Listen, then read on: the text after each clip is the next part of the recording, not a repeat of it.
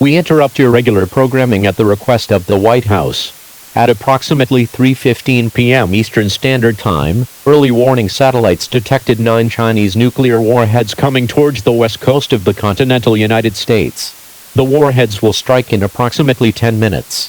The areas that will be hit will be Seattle, Tacoma, Olympia, Portland, San Francisco, San Jose, Las Vegas, Los Angeles, Bakersfield and Boise.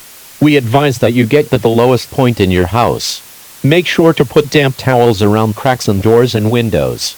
Also make sure to bring food, water, medical supplies, and a battery-powered radio.